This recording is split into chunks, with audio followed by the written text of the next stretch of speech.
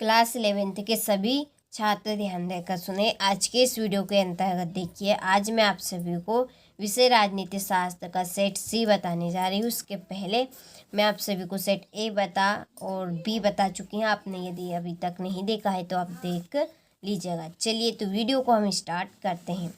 तो देखिए, पहला प्रश्न है, भारत की संघीय कार्यपालिका है, तो इसका आंसर रहेगा आपका उक्त तीनों से मिलकर बनी है। दूसरा, मध्य प्रदेश में नगर निगम है, इसका आंसर रहेगा 14 और तीसरा है, संविधान संशोधन किस अनुच्छेद में वर्णित है, इसका आंसर रहेगा 365। चौथा है, भारत का संविधान है, भारत का संविधान है आपका लिखित और निर्मित। निम्नांकित में पॉलिटिकल थ्योरी के लेखक कौन है, एंड्रयू हेकर। और छठा है, 18वीं शताब्दी के उत्तरार्ध में हुई फ्रांसीसी क्रांति का नाम क्या था, इसका आंसर रहेगा उक्त सभी। चलिए तो स्क्रीनशॉट यहाँ से आप ले लीजिए अच्छे से।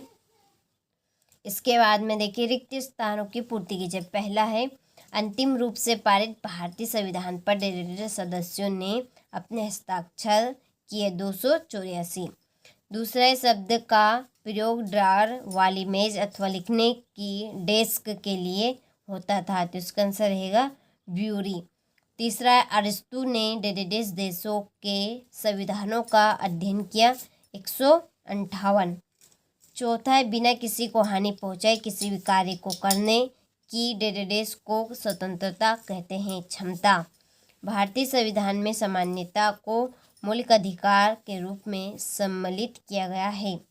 छठा है, भारतीय संविधान में नागरिकों के डेडेडेस कर्तव्यों की व्यवस्था की गई, तो 11। चलिए तो यहाँ से आप रिक्त स्थानों का भी स्क्रीनशॉट अच्छे से ले लीजिए। अब बढ़ते हैं अगले प्रश्न की ओर। देखिए, तो पहली जोड़ी है, भारतीय संविधान बना, तो भारतीय संविधान कब बना, तो इसका आंसर रहेगा आपका 26 नवंबर 1949 को। दूसरी जोड़ी है मौलिक अधिकार, तो मौलिक अधिकार आपके रहेंगे भारतीय संविधान का भाग 3 है ये। दूसरी जोड़ी है आपकी गठबंधन सरकार, इसकी जोड़ी है आपकी 1989। चौथी, लोकसभा को भंग करने का अधिकार किसका होता है, राष्ट्रपति का। फिर लोक समवर्ती सूची है आपकी 47 विषय। और स्वतंत्रता अति शासन का विलोम है, तो इसका आंसर आपका रहेगा सीले। ठीक है, तो ये हमारी जोड़ी कंप्लीट हो चुकी है। स्क्रीनशॉट आप अच्छे से ले लीजिए यहाँ से।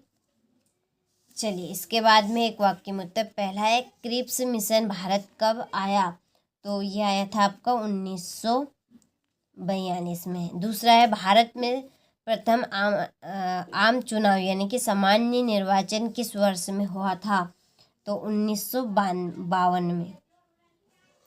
फिर है, भारतीय संसद में कितने सदस्य सदन है, तो इसका आंसर रहेगा आपका 2। फिर है, चौथा, भारत सरकार ने विकलांगता अधिनियम किस वर्ष पारित किया, 1995। ए ग्रामर ऑफ पॉलिटिक्स के लेखक का नाम लिखिए, लोक्सी।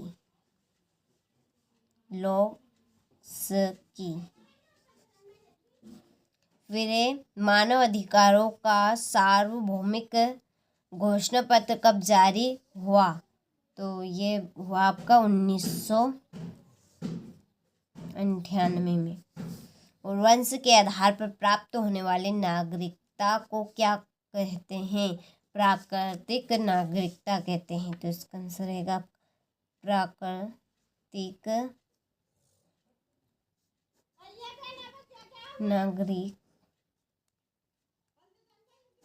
नागरिकता। ठीक है, चलिए तो स्क्रीनशॉट आप अच्छे से ले लीजिए यहाँ से। इसके बाद में देखिए, सत्य पहला है, संविधान सभा की पहली बैठक में 210 सदस्य उपस्थित थे, तो ये आपका सत्य। दूसरा है, संविधान विरोधी कार्य करने पर राज्यपाल को जनता पदच्युत कर सकती है, तो ये भी आपका असत्य है। तीसरा, भारत में न्यायाधीशों को पर्याप्त वेतन एवं भत्ते नहीं दिए जाते हैं, तो ये आपका असत्य है। चौथा है राजनीतिक सिद्धांतकार शिक्षा, रोजगार तथा श्रम इत्यादि नीतियों के निर्माण में मार्गदर्शन प्रदान करते हैं, तो ये आपका सत्य है। सामान्यता तथा सामाजिक न्याय परस्पर विरोधी है, तो ये आपका असत्य है। विवाह, शासकीय नौकरी तथा लंबी समय अवधि तक निवास राज्यकृत नागरिकता प्राप्त करने का साधन नहीं है, तो ये आपका असत्य है। ठीक है, चलिए तो स्क्रीनशॉट आप अच्छे से ले लीजिए यहाँ से। इसके बाद में देखिए, हमें संविधान की आवश्यकता क्यों पड़ी। उच्च न्यायालय के प्रमुख कार्य अथवा क्षेत्राधिकार लिखिए। 8वां, संघ राज्य का निर्माण कब और कैसे होता है। फिर 9वां प्रश्न कि भारतीय संविधान में संशोधन की प्रक्रिया को संक्षेप में लिखिए। 10वां है भारतीय संविधान की कोई 3 विशेषताएं लिखिए। देखिए क्वेश्चन नंबर 6 से लगाकर 23 तक के प्रश्न का हमने सॉल्यूशन पीडीएफ के थ्रू कंप्लीट कर लिया है। तो पीडीएफ के लिए आप सभी जो नंबर दिए आप उन नंबर से कांटेक्ट कर लीजिए। ठीक है, देखिए इसके बाद में 11वां प्रश्न, राजनीतिक सिद्धांतों के प्रमुख उद्देश्यों को संक्षेप में लिखिए। ठीक है, ये आपका 13वां प्रश्न है, सामाजिक न्याय का महत्व लेकिन नागरिकता प्राप्त करने की शर्तें लिखिए। फिर भारतीय धर्मनिरपेक्षता की कोई 5 आलोचना लिखिए।